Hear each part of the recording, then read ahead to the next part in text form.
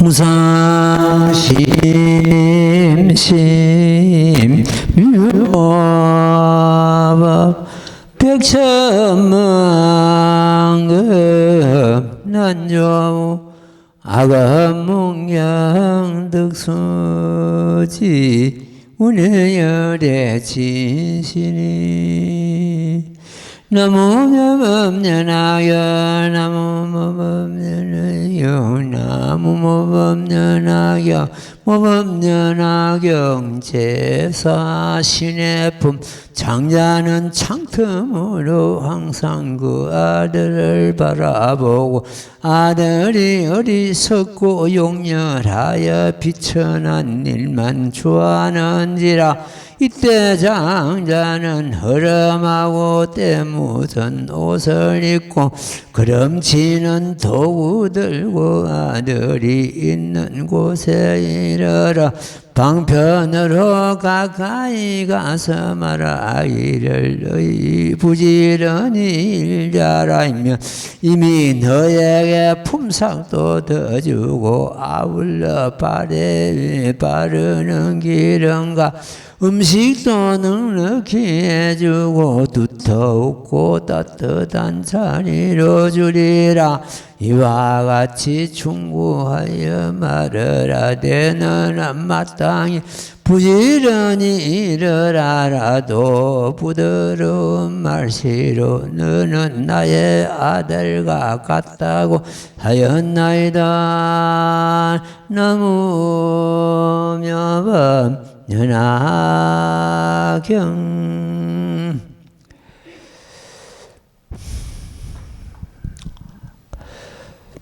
옛날에 서가모니 부처님과 아란존자가 공황 부처님 처소에서 같이 도를 닦았다고 합니다. 시종께서는 부지런히 정진 수행하고 이미 성불하셨고 아란존자는 듣기만 좋아하고 수행이 없었기 때문에 부처님의 시자로서 지금까지 진행되고 있고 앞으로도 한량없는 겁이 지난 후에 참 성불한다고 수기를 받습니다.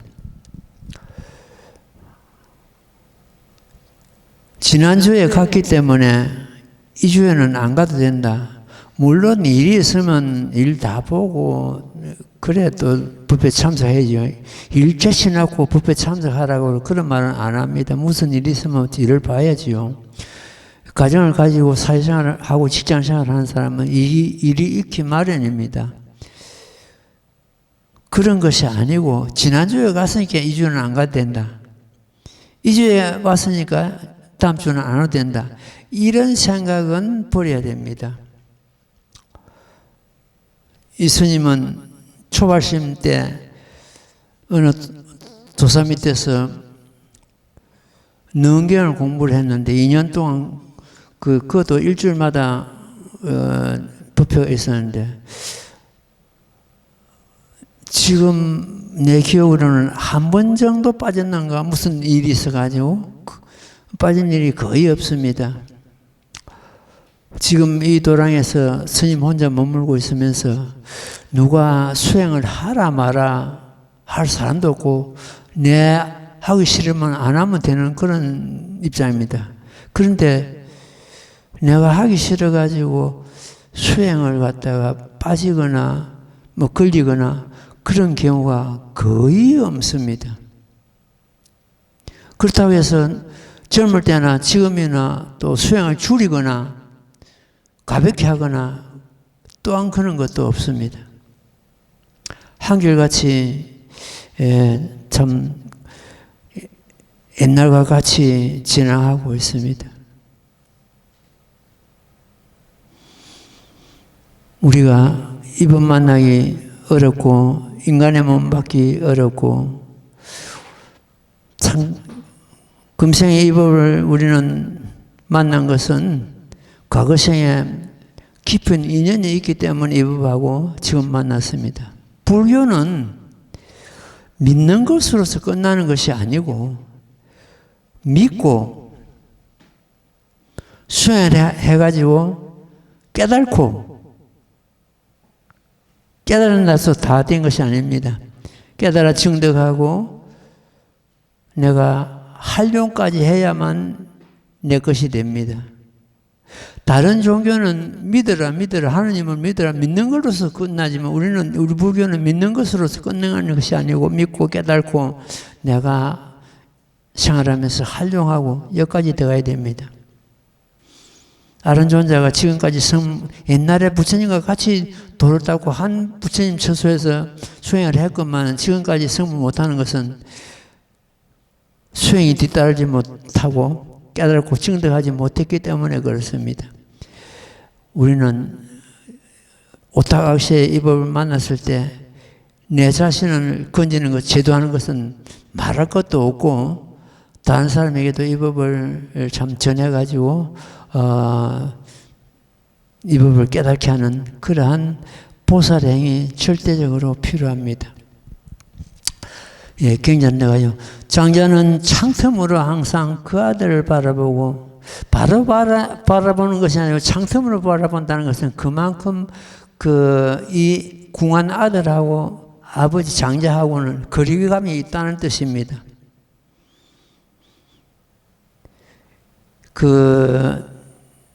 저 멀리서 아버지를 바라본다는 것도 역시 그 부처님과 그 중생과의 거리감을 갖다가 두고 하시는 말씀입니다. 아들이 어리석고 용렬하여 비천한 일만 좋아한지라. 하도 이 근기가 약하고 대성을 갖다가 이해하고 받아들이는 그런 하지 못한 그런 경우이기 때문에 여기서 비천한 일만 좋아한다고 한 것입니다. 이때 장자는 흐름하고 때묻은 옷을 입고 그름치는 도구 들고 아들이 있는 곳에 이르러 했습니다. 이때 장자는 흐름하고 때묻은 옷을 입고 이것은 부신불 입장에서 하신불을 갖다가 받는 걸 말합니다. 하신불이 아닌 것 같으면은 하신불은 우리와 같은 육신을 받는 걸 말하죠. 하신불이 아닌 것 같으면 중생 제도할 수가 없습니다. 법신불이나 보신불은 중생이 제도가 안 됩니다. 중생을 제도하기 위해서는 어느 부처님도 마찬가지입니다. 하신불 몸을 가지고 이 세상에 놓으셔야 되거든요. 여기서 때 묻은 그 허름한 옷을 갈아입는다는 것은 보신불에서 하신불을 갖다 바꿔서 이 세상에 출현하신다는 그런 뜻이 되겠습니다.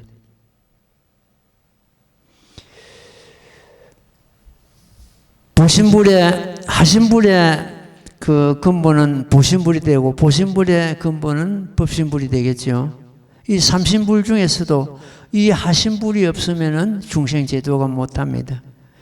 그래서 부처님께서도 끝없이 육신을 가지고 시방세계에 몸을 놔두시지 않는 곳이 없을 정도로 이 육신을 가지고 중생 제도하시는 것입니다.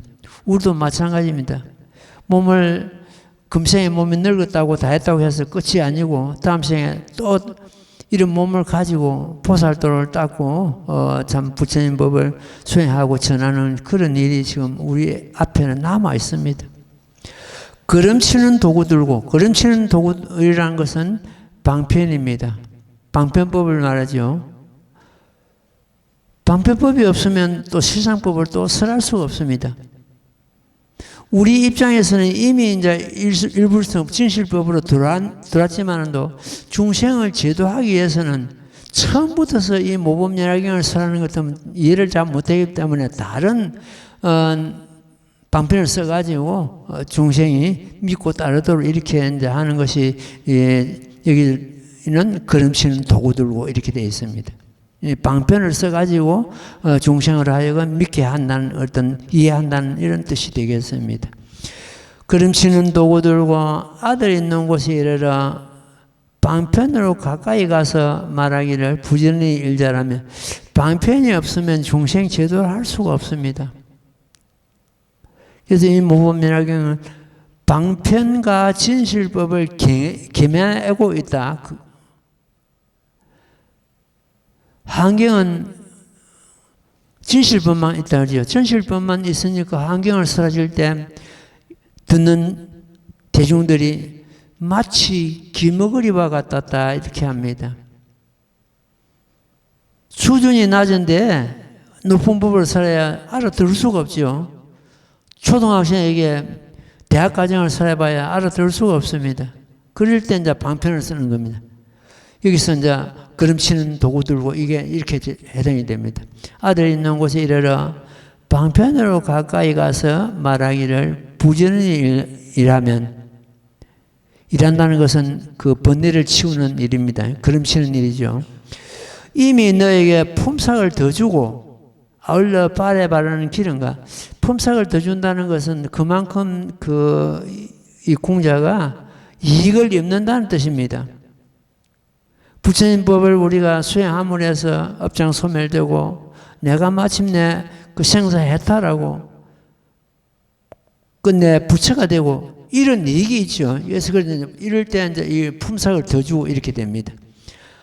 아울러 발에 바르는 기름과 음식도 넉넉히 해주고 두터운 따뜻한 자리도 주리라. 우리가 이 법을 수행하는 것 같으면 이렇게 참 그 의식주에 크게 신경을 안 써도 자연스럽게 해결되고 그런 경우가 얼마든지 있습니다. 그런 것 같다 여기서 음식도 넉넉히 해주고 두터운 따뜻한 자리를 주리라 이렇게 이루고 있습니다. 이와 같이 충고하여 말을 하되 너는 마땅히 부지런히 일하라. 또 부드러운 말씨로 너는 나의 아들과 같다고 하였나이다. 나중에 가는 것 때문에 이 자식은 나의 아들이라고 선언하지만 여기서는 아들과 같다고 했네. 아직까지 아들이라고 선언하시지 않았기 때문에 그렇습니다. 그래서 부처님께서는 일체 중생을 나의 자식이라고 선언했습니다. 일체 중생이 나의 자식이다. 이 상계는 나의 것이며 그 가운데 중생은 나의 아들이요. 오직 많은 한난이 있으나 오직 나만이 이를 제도할 수가 있다. 그칠 수 있다. 이렇게 선언하십니다. 부처님께서는 삼덕을 주사친, 주인덕과 사는 스승의 덕, 친은 부모의 덕, 주사친 삼덕을 구족하신 분이다. 이렇게 이루고 있습니다. 자, 그 다음 대목 읽고 말씀드립니다. 나무무법연하여 나무무법연하여 나무무법연하여 무법연하경 제사신의 품 장자는 지혜가 있어 점점 들원하게 하여 20년이 지나도록 집안일을 맡아보게 하고 금은 진주 발에 든 귀한 재물을 보여주고 들고 나는 모든 물건을 다 알아서 맡아보게 하였으나 오히려 문 밖에 있는 초막에서 잠을 잠 스스로 가난한 일을 생각하여 나는 이러한 물건이 없다고 하였나이다. 아버지는 아들의 마음이 점점 자라남을 알고는 재물을 물려주고자 친족과 구강과 대신과 찰제리와 거사 등을 모이고 이 대중에게 말하기를 이는 나의 아들인데 나를 버리고 타양살이 50년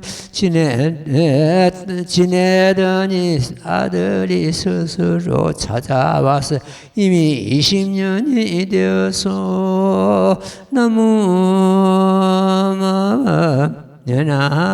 연하경 경전에 있는 말씀이 경전 우리하고 뭐 별도로 떨어져 있는 것이 아니고 우리들의 사연입니다. 이런 대목을 읽을 때마다 내가 이 모범연화경에 들기 전에 내 사녀였구나. 모범연화경에 든다는 것은 부처님의 전 재산을 물려받는 것이 되고 여기서는 아직 전 재산을 물려받지 못한 경우거든요. 이 모범 연화경을 만나기 전에 우리들의 사연이었다. 이렇게 이해를 하면 되겠습니다. 장자는 지혜가 있어 점점 들고 나게 하여 20년이 지나도록 집안일을 맡아보게 하고, 집안일을 맡아보게 한다는 것은 부처님 불법을 관리하고 자기 또 이제 참 그름치는 일을 하고 하는 걸 갖다 의미하고 있습니다. 금은 유리, 금은 진주 파래 등 이는 부처님의 그 법의 재물입니다. 법재입니다. 다른 전부 이 모범연화경을 떠나서 다른 어떤 불법을 갖다가 해서 금은 유리 파래 등 이렇게 귀한 재물을 보여주고 이렇게 이루고 있습니다.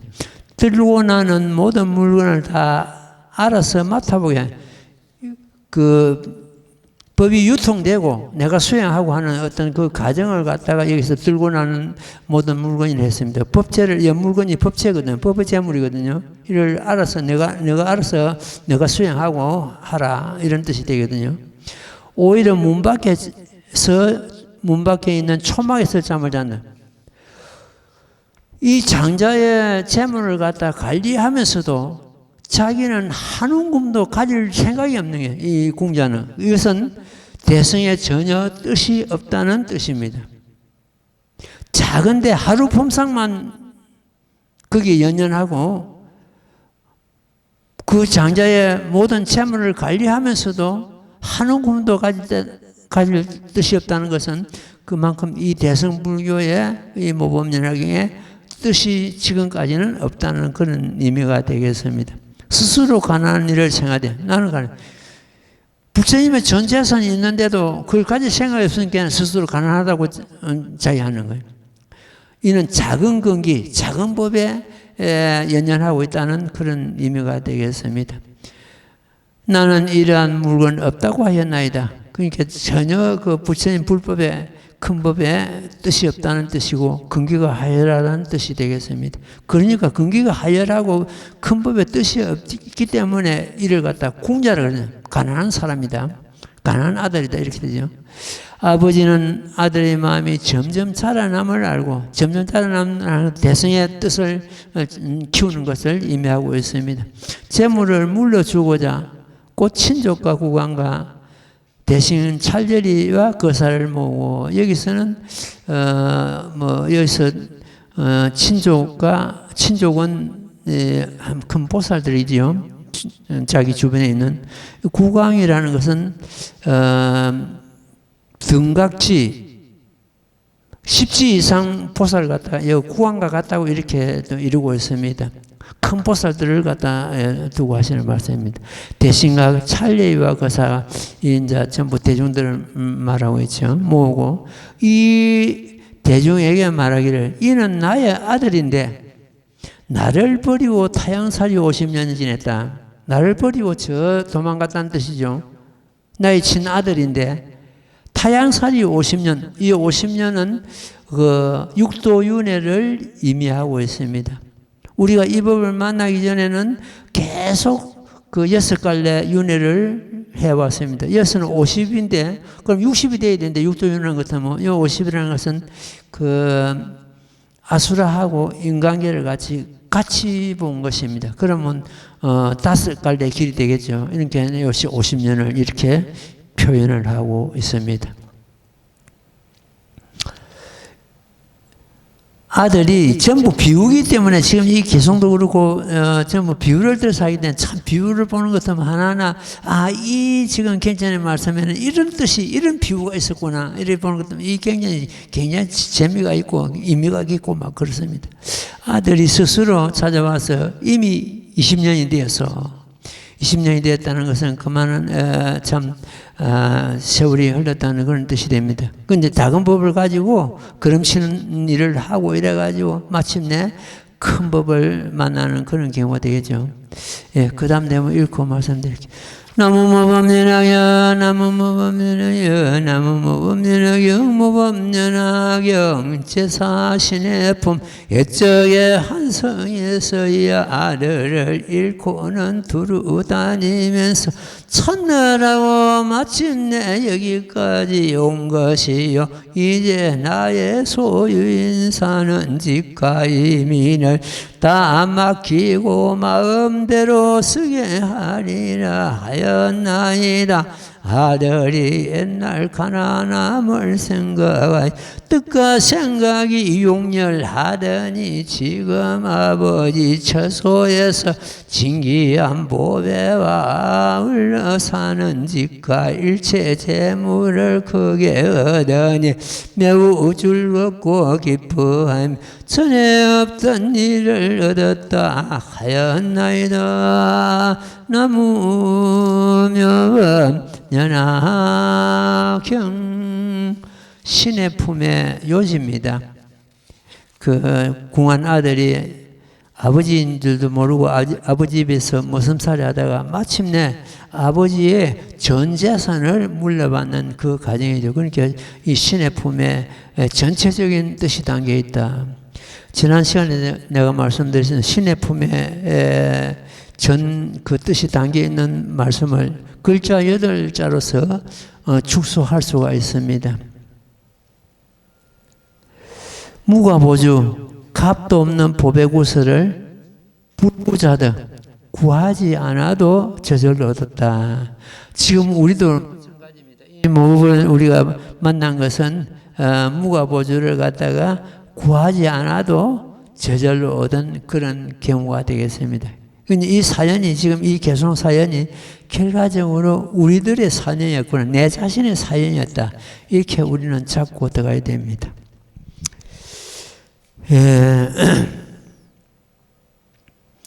방패봄에서 그치거라 다시 말하리 말지니라. 부처님께서는 참 이렇게 저런 탄을 쓰십니다. 말길이 끊어졌다는 의미죠. 그치거라 다시 말하지 말지니라 할 때 상강에는 깨닫습니다. 옛날 같으면은 그 제법 실상의 도리는 말로서 표현이 안 되거든요. 그래서 제법 실상은 일체 어헌도단이요, 일체 말길이 끊은 자리요, 심행체 멸이다 이렇게 의미하고 있습니다. 마음으로서 헤아려서 되는 것이 아니다. 이 모범연화경은 시법불가시 다시 볼 수가 없다. 제법 실상을 갖다가 볼 수가 없지요. 어떤 경계에 있는 것이 아니고 어떤 색법이 아니기 때문에 시법불가시 이 법은 보일 수도 없고 은사상정멸 말이나 모습이 정멸하다. 이것이 제법 실상의 도리요 상자정멸상의 도리입니다. 제법정멸상이라는 것은 제법정멸상이라 종기어공이다. 마침내 공으로 돌아간다. 제법정멸상 이 도리를 갖다가 제법실상의 도리인데 능가하고 더 위에 있는 법이 존재하지를 않습니다. 구경각입니다. 부처님의 모든 부처님의 구경각입니다. 제법실상 그 자리가 법실불 자리거든요. 더 없습니다. 이 부처님의 진실한 법은 부처님도 마찬가지입니다. 부처님이 조작하거나 부처님이 만드셨거나 이런 것이 아니고 본래부터 스스로 존재했을 뿐입니다. 존재한 것을 부처님께서 먼저 깨달으시고 이 세상에 내려놓으신 것입니다. 없던 것이 날라오거나 갑자기 생기거나 그런 것이 아니고 그대로 존재하고 있던 그 진리를 먼저 깨달으시고 이 세상에 밝히셨거든요. 그렇게 진리는 진실한 모습은 누가 조작한 것이 아닙니다. 깨쳤다고 해서 갑자기 생긴 것도 아니고 못 깨쳤다고 해서 사라진 것도 아닙니다. 그래서 부처님께서는 지지 불수부설이라 거치거라 다시 말하지 말지니라 이렇게 말귀를 끊어버렸습니다. 거치거라 불수부설 다시 말하지 말지니라 할 때 상공이는 깨달아버립니다. 아, 말귀를 끊어진 자리구나. 이 진리는, 참된 진리는, 귀중한 진리는 말로서 사실은 표현이 안 되고 말을 한다고 설명한다고 입을 벌리면 벌써 거기는 멀어져 버렸습니다. 그러나 말이나 글이 아닌 것 같으면 도저히 이 법을 전할 수 없기 때문에 부득이하게 말을 갖다가 사용해가지고 이 법을 설하신 것입니다. 어떤 제자가 부처님께 묻습니다. 부처님이시여, 진실한 진리 무상도는 말길이 끊어진 자라고 했는데 부처님께서 말을 사용하지 않고 진리를 드러내 주십시오. 이렇게 요구를 했단 말이에요. 기막힌 참 질문이죠. 그러니까 부처님께서 어떻게 말씀하시나는 것 때문에는 그래 옳다 네 말이 맞다. 그리고는 말길이 끊어진 자리인데 너도 말을 사용하지 않고 질문해라. 물어라. 그러면 나도 말을 사용하지 않고 답을 하겠다. 맹답이죠. 질문도 기막힌 질문이었고 부처님의 답이 정말로 참 맹답이죠. 너도 말을 사용하지 않고 물어라. 이렇게 됐단 말이에요. 그 자리가 제법 실상의 자리고 일단 저런타이라는 말길이 끊어진 자리다. 제법 실상의 뜻을 갖고 있고 그걸 갖다 일체 언어 도단이라고 그럽니다. 우리의 한 마음은 여의주와 같답니다. 볼심을 우리가 내는 것은 이로운 칼을 사용하는 것 같습니다. 볼심은 이로운 칼입니다. 왜냐 할 때문에 삿된 모든 것을 끊을 수 있기 때문에 그렇습니다. 무량의경에 보는 것 같으면은 우리 무량의경을 갖다 이해를 갖다 다시 해야 됩니다. 지난 법회 때 무량의경에 대해서 그 언설이 있었는데 오늘은 무량의경에 대해서 좀 말씀을 하고 넘어가겠습니다. 무량의경 할 때 법화 3부경 뭐 개경이죠. 무량의경 할 때 무량한 뜻을 가진 경우, 무량한 뜻을 가진 경우가 뭐겠습니까? 우리들 마음을 떠나서 무량한 뜻을 가진 게 없습니다. 우리 마음은 한량없는 뜻을 지금 갖고 있단 말이에요. 무량이라 하지 않을 수가 없는 겁니다. 마음의 실태를 갖다가 밝히신 경전이 무량의경이거든요. 마음의 실체. 무량이는 한 법으로 생겨났다. 그 한 법은 즉 무상이다. 형상이 없다. 모습이 없다. 그 한 법이 생겨났다는 것은 무량이는 우리 마음에서 마음자리에서 한 생각이 일어났다. 그 한 생각이 일어난 것은 모습이 없다. 우리 생각이 무슨 생각이 일어난 게 아니고 모습이 있을 수 있습니까? 모습이 없죠. 이렇게 모습이 없기 때문에 이와 같이 무상하다. 무상은 모습이 없는 것은 모습이 아니다. 무상불상이다. 불상이다. 불상은 모습이 아니기에 무상이다. 상이 없다. 이름하여 실상이라 한다. 여기서 실상을 갖다 제대로 딱 밝혔단 말이에요. 제법 실상의 도리는 이 무랑이경에서나 반야신경에서나 엿볼 수가 있습니다. 영 없는 것이 아니고 환경에서도 그렇고 엿볼 수가 있는데 이성작불이나 구원실상은 다른 경에서는 도저히 없는 그런 대목이죠. 어쨌든 이 모범연화경 이 정문에서는 제법 실상이 본체입니다. 제법 실상을 깨달음으로 해서 부처님이 구경의 진리를 깨달은 거거든요. 제가 항상 말씀드립니다만도 더 없습니다. 법화경을 능가하는 경전이 있거나 진리가 따로 있거나 항아모래수 같은 조사스님이나 부처님이 이 세상에 오신다 해도 이 도리를 능가하는 진리가 아예 존재하지 않기 때문에 더 없습니다. 구경각입니다.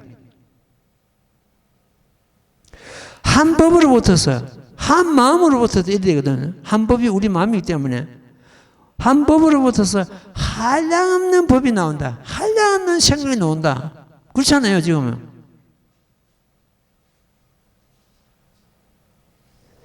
그 무량에도 이렇게 했습니다. 비유하건대 한 종자로부터서 100천만이 나고 100천만 가운데서 하나가 다시 100천만을 수가 나온다. 이 무랑입니다. 우리 마음입니다.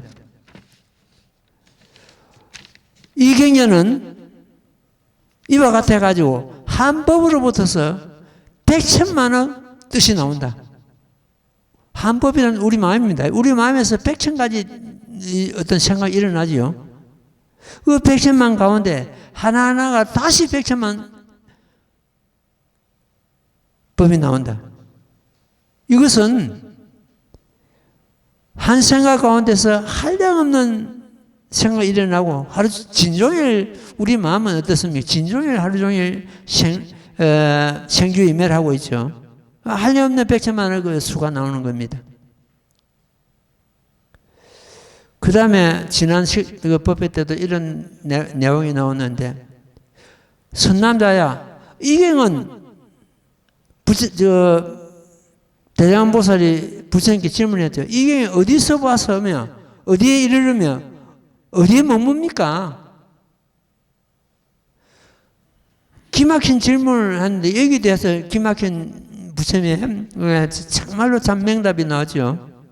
이 무랑이경은 재불의 궁결 가운데서 왔다. 우리는 그냥 넘어갑니다. 재불의 궁결 가운데 왔다. 재불의 어떤 그 궁태에서 이 법이 나왔다. 그러면 그냥 재불의 궁결이 어딘가 그걸 갖다 우리는 먼저 알아야 되거든요. 재불의 궁결이 어딘가? 그 무랑이경은 재불의 궁결 가운데서 나왔다. 왔다. 재불의 궁격은 열반의 자리입니다. 열반의 자리고 법신불이 머무는 자리고 거기가 곧 우리들 마음입니다. 자성의 자리입니다. 우리들의 부성의 자리입니다. 거기서 한 생각이 일어났다. 이거거든요. 무랑이경. 대장보살이 무랑이경 어디서 왔습니까? 이거예요. 그러면 재불 궁결 가운데서 왔다 하는 거 그냐고 막 재불 궁결 왔는가 보다. 이리 넘어갑니다. 우리들 마음에서 일어났다. 무랑이경 자체가 우리들 마음이라 그랬죠. 아까 말씀드리기로. 그 다음에 어디에 이릅니까? 부처님 답이 그렇죠. 일체 중생이 버리심을 내는데 이런다. 일체 중생 버리심을 내는데. 일체 중생이 버리심을 내는 것이 마음을 떠나서 버리심을 내는 건 아니지 않습니까? 발버리심. 발버리심도 결과적으로 우리들 마음에서 그 깨달음의 그 생각을 일으키는 걸 말합니다. 마음에서 왔다가 이 마음을 깨닫게 하는 거. 그 다음에 세 번째가 어디에 머뭅니까? 보살이 행하는 바에 머문다. 내 마음에서 전부 다 그렇습니다. 내 마음에서 무랑이가 일어나가지고 내 마음을 깨닫게 해가지고 내 마음을 갖다가 행하는 곳에 머문다 했으니까 내 마음을 갖다가 항상 간주하고 닦는 걸 의미하고 있습니다. 이렇게 전부 마음에 비롯된 것을 우리가 알 수가 있습니다. 이게 무량계입니다. 그냥 재불의 궁궐 가운데서 나와가지고 일체중생 불심을 일으키는 데 가서 이르러가지고 모든 보살이 행하는 곳에 머문다. 이렇게 해가지고 넘어갑니다. 그냥. 이것이 전부 내 자신의 마음에서 한 법이 일어나가지고 내 마음을 깨닫게 해가지고 내가 이걸 다 활용하고 수행하는데 머문다. 이것이 무량계입니다. 선남자 이경은 본래 부처님의 궁결 가운데서부터서 쫓아와서 일체 중생 보리심을 일으키는 데 가서 이르르면 모든 보살이 행하는 곳에 머무느니라 이렇게 되어 있거든요. 이것이 결과적으로 전부 내 마음에서 왔다가 내 마음을 깨닫고 내 마음을 활용하고 행하는 곳에 머문다. 이렇게 돼야 된단 말이에요. 그게 무량계입니다. 무량계의 근본 뜻이죠. 그런데 이걸 갖다 그냥 문장만 알고 넘어가서는 무량계를 옳게 우리가 이해를 했다고 할 수가 없습니다. 무량계 서문에 보는 것 때문에 그 7원시가 나오는데 참 기박힌 그 문장들이 많습니다. 그 중에서 실상을 갖다 명확히 밝히는 그 문장이 있습니다. 이실무상 비색상이 이래야 됩니다. 이에 실상은 행상이 없으며 행상과 색이 아니다. 실상은 뭡니까? 진실한 모습이죠. 모든 법에 제불실상할 때 모든 법의 진실한 모습, 모든 법의 진실한 모습은 첫째는 행상이 없다. 우리 마음은 행상이 없잖아요. 행상과 색이 아니다. 어떤 물질이 아니다는 뜻이요. 일체 유상 안대절. 일체에 있다는 그 행상이 눈이 보는 대상이 끊어진 것이다. 육안으로서 헤아리, 우리 마음을 갖다 육안으로서 보고 헤아리고 이게 아니잖아요. 일체 행상. 모든 경계를 두고 할 수 있는 말씀이죠. 눈이 보는 대상이 끊어진 것이다. 그 자리가 뭡니까? 정멸이죠. 눈이 보는 대상이 끊어졌다. 행상 없는 행상으로, 그 실상입니다. 행상 없는 행상으로 행상 있는 몸이다. 내 자신입니다. 행상 있는 행상이죠. 그러나 그 실체는 행상이 없는 몸이다. 이 몸도 인연 따라서 때가 되면 사라집니다. 공으로 돌아갑니다. 중생의 중생의 몸의 모습이 전부 이와 같다. 이 개송이 그야말로 그 실상을 완전히 드러내는 그런 경우가 되겠습니다. 제법이 마음으로부터서 생겨나고 일어나고 제법이 우리 마음이 공하니 거기서 일어난 법인들 공하지 않을 수가 없다. 이래서 제법 모든 법이 공하다 그러죠. 모든 법이 내 마음에서도 일어났거든요. 내 마음에서 모든 법이 일어났는데 내 마음이 공한데 그 공한 내 마음에서 일어난 법인들 공하지 않을 수 없다는 뜻입니다. 그렇잖아요.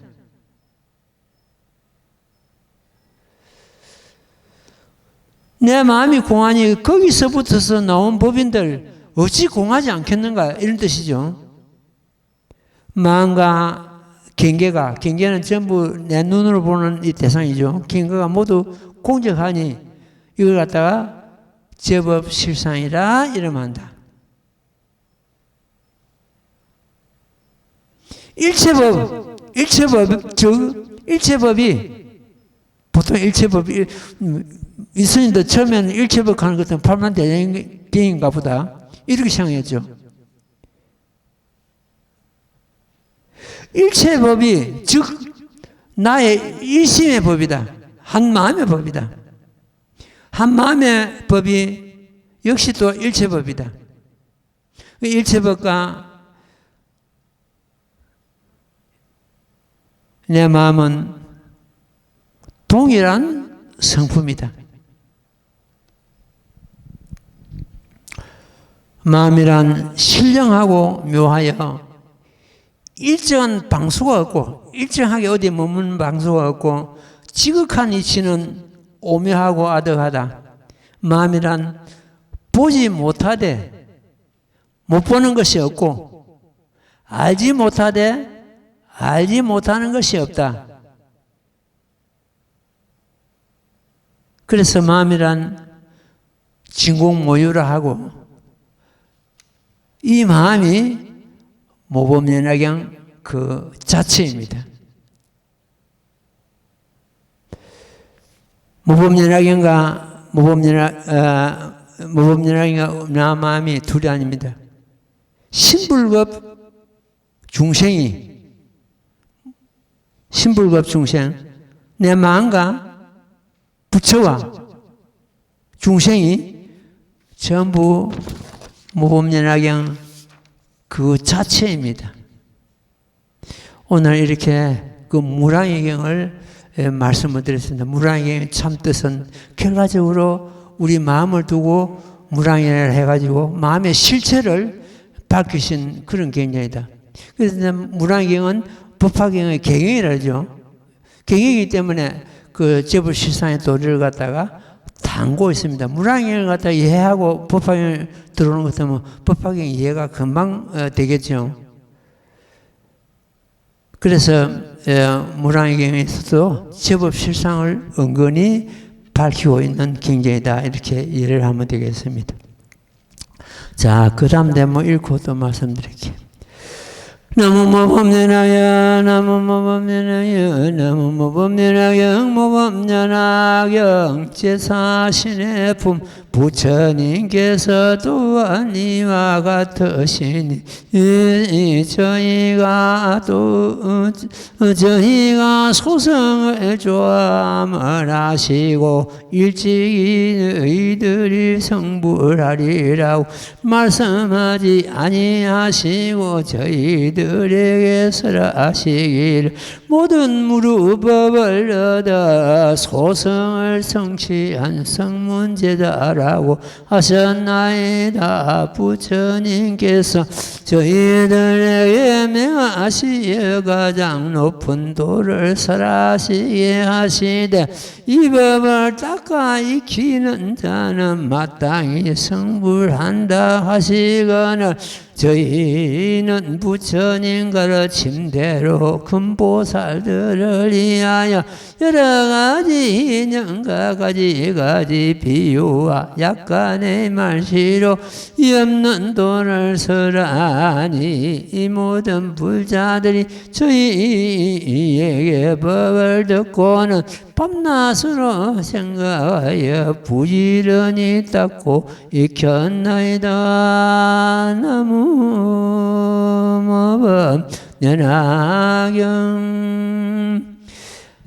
아버지로부터서 전 재산을 물려받은 그 자체는 모범연화경 일성법을 물려받았다는 그런 의미가 되겠습니다. 이 모범연화경 일불성법은 모든 부처님의 전법제이다 이렇게 이해를 하면 되겠습니다. 그래서 우리는 구하지 않아도 부처님의 전법제를 스스로 물려받은 그런 경우가 되겠습니다.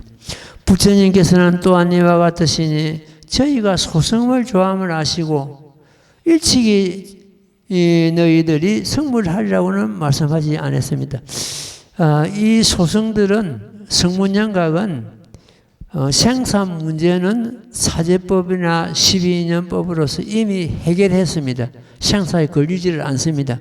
생산 문제는 해결했는데 그 생사 문제를 해결하니까 자기들이 생각하기를 우리들도 부처님과 같은 열반을 얻었거니 이렇게 생각하고 있었습니다. 그네들이 이 법에 딱 들어가지고 이 법을 제불시선을 도리를 갖다 설하시니까 자신들이 얻은 그 열반은 진정한 열반이 아닌 것을 비로소 깨닫게 된 거예요. 생사 문제를 해결했다고 해서 그 열반 자리는 그게 아니거든요. 그네들은 그 생사 문제 해결한 걸 갖다가 열반이라고 이렇게 오해를 하고 있었던 것입니다. 그러니까 부처님께서 그걸 아시기 때문에 너희들이 성불한다고 이렇게 말씀하지 하신 거예요. 성문영각을 갖다가 영원히 성불 못하는 영불성불이라 했습니다. 영불성불. 영원히 성불 못한다. 왜 영원히 성불 못하는가? 생사를 갖다가 굉장히 싫어하기 때문에 지금 이 몸을 버리고 나는 것은 다시 몸을 받지를 않습니다. 몸을 받지 않으면 보살도를 행할 수가 없기 때문에 중생지도가 없기 때문에 영원히 성불 못한다고 했습니다. 한경 같은 경우에서는 이런 말씀을 하시죠. 저 고산에는 저 높은 산에는 연꽃이 필 수 없듯이 성문영각은 영원히 성불 못한다. 그 영원히 성불 못하는 이들이 법화경에 들무를 해서 보살지에 오르게 됩니다. 보살지에 오르면 어떻게 됩니까? 성불이 보장이 되죠. 성불 못함이 하나도 없느니라 이런 경지에 들어가게 됩니다. 일찍이 너희들이 성불하리라고는 말씀하지 않았어요. 그 열반을 얻었다고 그 집착하고 있기 때문에 부처님께서는 너희들이 성불한다는 이런 말씀을 하시지 않았다는 뜻이죠. 저희들에게 설하시기를 모든 무르법을 흐름이 없는 법인데 번뇌가 없는 법인데 결과적으로 이 무르법을 얻으면은 성문영각이 됩니다. 소성을 성취한 성문제자라고 하였나이다. 부처님께서 저희들에게 명하시어 가장 높은 도를 설하시되 이 법을 닦아 익히는 자는 마땅히 성불한다 하시거늘 이 경우는 그 아버지 재산을 관리하되 한 움큼도 가질 뜻이 없었다는 말씀이 앞에 있었죠. 그와 똑같습니다. 이 부처님의 큰 법을 갖다 말하기는 하되 그것은 가질 뜻이 없고 그 큰 법을 갖다 수용할 뜻이 없다는 그런 의미가 되겠습니다. 부처님께서 저희들에게 명하시 가장 높은 도를 설하게 하시되 이 법을 닦아 이기는 자 마땅히 성불한다 하시거늘 저희는 부처님 가르침대로 큰 보살을 위하여 여러 가지 인연과 가지가지 비유와 약간의 말실로서 이 없는 도를 선하나 이 모든 불자들이 저희에게 법을 듣고는 밤낮으로 생각하여 부지런히 닦고 있겠나이다. 이러면서도 자기들은 막상 이 법을 설하면서도 이 법을 가질 생각, 대성을 가질 생각이 전혀 없었다는 것입니다. 왜 그럴 것 같으면 우리도 부처님과 같은 열반을 얻었는데 또 다른 무슨 법이 필요한가? 이런 생각을 가졌기 때문에 그렇습니다. 그래서 큰 법을 추구하지 않고 가질 생각이 없었다는 그런 의미가 되겠습니다. 자, 또 그 다음 대목 읽고 설명드릴게요. 나무모범연하여 나무모범연하여 나무모범연하여 모범연하여 제사신의 품 일체 모든 부처님의 비밀이 간직한 법을 다만 보살만을 위하여 그 실상의 일을 연설하시고 저희들을 위하여서는 이 참된 진리를 설하지 아니하셨나이다. 저 가난한 아들이 아버지를 가까이하여 미뤄 모든 재물을 알았으나 가질 마음이 없는 것과 같이 저희들이 부처님 법의 법장을 비로 말하기는 하나 스스로 원하는 뜻이 없으면 또한 이와 같았나이다. 나무법연하경 이네들이 참 보살을 위해서 큰 법을 설하긴 하나 자기들은 막상 이 법에 관심이 없고 뜻이 없었다는 그런 뜻이 되겠습니다. 그러니까 왜 그러냐 같으면 우리도 부처님과 같은 그런 열반을 얻었는데 다 무슨 또 필요한가, 뭐가 필요한가 이런 식이죠. 지금 현재 이 법을 설하실 때 5천 사람이 일어서서 자리에서 나갔습니다. 반표범에서. 내가 그네들이 그런 생각을 가지고 있었거든요. 우리도 부처님 같은 열반을 얻었는데 더 무슨 법이 필요한가? 부처님 법을 듣는 것이 필요한가? 이래가지고 일어서서 나갔단 말이에요. 이를 갖다가 정상만이라 하고 깨달지 못하고 깨달지 않은 그런 무리들을 하죠. 그 무리 중에서 지겜이다. 마치 술집羹이와 같은 그런 경우다 이런 표현을 쓰고 있습니다. 그와 마찬가지로 이네들도 지금 이 내용은 법을 부처님의 큰 법을 설하긴 하나 우리가 사실은 가질 생각이 없었다. 다른 일 없다 했다 이렇게 표현을 하고 있습니다. 모범연화경은 그야말로 시방체불에 구경에 질리고 더 없습니다. 그리고 중생성불하는 것보다도 더 큰 진리가 있을 수가 없습니다. 중생성불은 뭡니까? 우리가 불성을 회복하는 것, 말씀드린 대로 열반성에 드는 것, 이런 것이 이제 우리들 몫인데 그보다 더 큰 진리는 없다. 모범연화경 그 자체가 열반에 드는 칙도다 이렇게 이해를 하면 되겠습니다. 오늘은 이만큼 하고 다음 부분은 또 다음 공부하도록 하겠습니다. 오늘 제가 그 무량의경을 말씀드렸는데 무량의경은 결과적으로 우리들 마음이고 마음의 실체다 이렇게 이해를 하면 되겠습니다. 무량의경을 이해를 하는 것 때문에 법화경을 굉장히 쉽습니다. 말씀드린 대로 세 가지 법 부처님 궁결 가운데로부터 와서 일체 중생 깨달음을 일으킨 데 가서 이르러 가지고 모든 보살이 행하는 곳에 머문다. 이건 우리가 잊어서는 안 됩니다. 그게 말만 그런 게 아니고 그것이 내 사연이고 내가 할 바고 내 마음의 상태다. 이렇게 이해를 하면 되겠습니다. 합장하십시오. 나무모범연하여 나무모범연하여 나무모범연하여 나무모범연하여 나무모범연하여 나무모범연하여 나무모범연하여 나무모범연하여 나무모범연하여 나무모범연하여 나무모범연하여 나무모범연하여 나무모범연하여